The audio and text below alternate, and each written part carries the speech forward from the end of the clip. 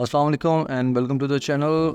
आज हम कर रहे हैं सोनी का 20mm f1.8 लेंस है, इसकी अनबॉक्सिंग कर रहे हैं। ये बेसिकली मैंने स्पेशली एस्ट्रो फोटोग्राफी के लिए किया है। दूसरा मेरे पास A7 IV है, इसकी अंदर क्रॉपिंग होती है 60 fps के ऊपर, तो इस वजह से मुझे जो है वो एक तो जो मेरा सिग्मा का 24-70 लेंस है उसके अंदर थोड़ा सा क्रॉप की वजह से व्लॉगिंग में मसला हो रहा था और थोड़ा सा फील्ड ऑफ व्यू होता है, तो ये थोड़ा सा इसकी शार्पनेस है और गिम्बल वर्क में ये बहुत अच्छा है। और जब आप उसके साथ कंट्रोल गिम्बल के साथ अगर जब इसको आप मैनुअल इसमें जूम करते हैं तो ये बहुत करता है, क्योंकि जो सोनी A7 IV है ये ओवर सैम्पलिंग के अंदर वीडियो रिकॉर्डिंग करता है, तो डेफिनेटली इट्स वंडरफुल। और इसका जो कॉम्बिनेशन है और वैसे भी जो सोनी का लेटेस्ट जो ZV सीरीज़ का कैमरा है उसके साथ one of the perfect match है, क्योंकि उसके अंदर जूम फीचर्स हैं और ये क्लियर जूम बहुत ज़बरदस्त करता है। तो आइए इसको अनबॉक्स करते हैं। इसके अंदर बेसिकली इसका एक कवर आता है, उसके साथ है ये, और साथ इसका मैनुअल है जिसके अंदर इसके केयर और इसकी वारंटीज़ और डिफरेंट चीज़ें होती हैं। तो इसके अब इसको हम देखते हैं कि इसके अंदर कैसे है।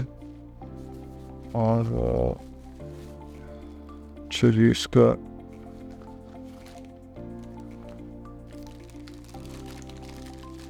ये इसका लेंस हुड है जो कि बहुत छोटा किस्म का है, इसलिए, लेकिन ये है कि इस लेंस के लिए ये बहुत ज़बरदस्त है। और फिर ये है कि इसका देखें तो वो अमेजिंग लेंस है। इसके अंदर जो है ये इसके अंदर फोकस रिंग अलग है, अपर्चर का रिंग बना हुआ है, इसमें ऑटो भी हो जाती है, मैनुअल भी हो जाती है, और ये इसका फोकस होल्ड का बटन है।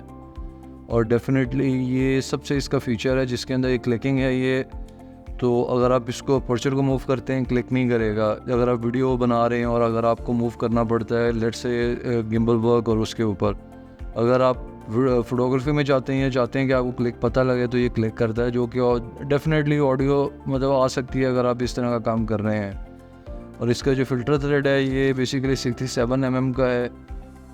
अभी तक मैंने 82mm के इसके ऊपर एंटी फ़िल्टर्स का मुझे पता है कि वो इस पर विनियट नहीं बनाते और आपको साइड पे शेडोज़ और इस तरह की चीज़ें नहीं उसके ऊपर मिलती।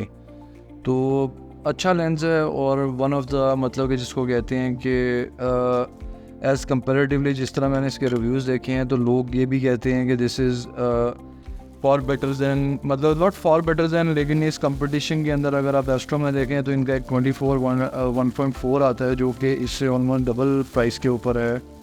और वो कहते हैं ये उसकी बिल्ड क्वालिटी है क्योंकि G सीरीज़ का बना हुआ है। और G सीरीज़ की जो मैं आपको दिखाता हूँ, G सीरीज़ के अंदर जो है ये बिल्कुल सेम इसकी जो है, और ये इतना लाइट वेट है, तो ये कहते हैं कि इसकी कैपेबिलिटीज़ में और उसमें ज़्यादा फ़र्क नहीं है। तो इस वजह से मैंने इसको चूज़ किया। और इसके अभी तक जितनी मैंने इसकी वीडियोस देखी हैं या नाइट फोटोग्राफी के ऊपर देखा है तो it is a very amazing जो है लेंस। और इस पर डेफिनेटली हमारी आगे बहुत सारी वीडियोस इस पर बनेंगी। इसकी प्रैक्टिकल जो हमारे पास है उसके अंदर हम इसकी वर्किंग देखेंगे। Thank you.